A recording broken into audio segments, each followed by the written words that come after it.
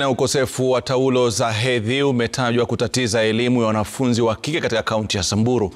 Idadi ya wasichana wasiokuwa na uwezo wa kumudu gharama ya sodo wakilazimika kusalia nyumbani wanapopata hedhi, hali ambayo pia inachangia visa vya ujauzito. Boniface Baraza anatuchorea taswira kamili.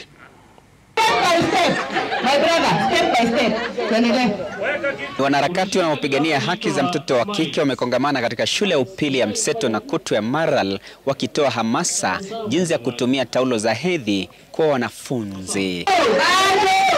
Wadau wa elimu wakitaja ukosefu wa taulo za hedhi kwa wanafunzi kutatiza masomo ya wanafunzi wa kike. When a girl does not have sanitary towel, she cannot be able to concentrate in class. She cannot be able even to perform better.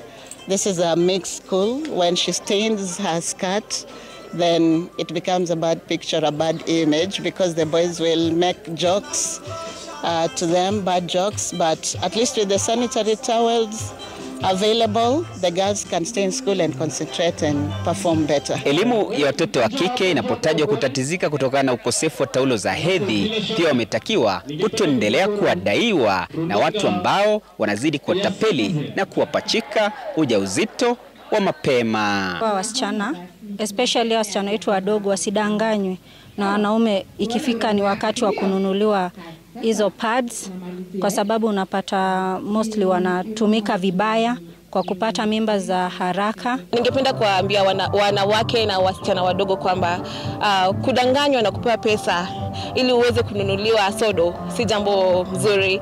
Kwa hivyo ningewahimiza kwamba ukiupata kwamba uko wakati wako wa hedhi, unaweza mtafuta yule mtu ambaye unamwaminia akakununulia hii sodo ili uweze kuendelea na maisha yako kawaida. Unapodanganywa na kupewa pesa kidogo na kununuliwa sodo na mtu ambaye humwamini, inaweza changia kwamba ukapata mimba ya kimapema. Elimu ya usafi wa hedhi inapotolewa kwa wanafunzi wa shule mbalimbali katika kaunti ya Samburu, pia onyo imetolewa kwa wanaume ambao wanaendelea kuwadaa watoto wa kike na kuwapachika ujauzito wa mapema kuwa chuma chao kimotoni. Na wengine wanadanganya wasichana kwamba watawasaidia na mwishowe mimba ndio hiyo inapatikana.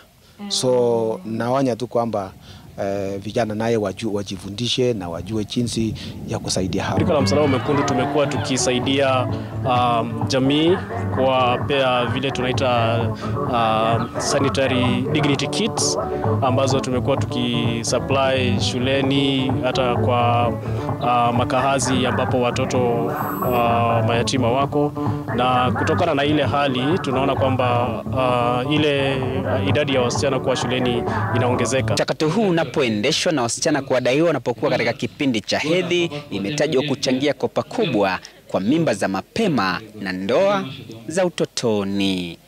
Boniface Baraza, Runinga ya Citizen, shule ya upili ya Mseto na Kutu ya Maralal, gatuzi la Samburu.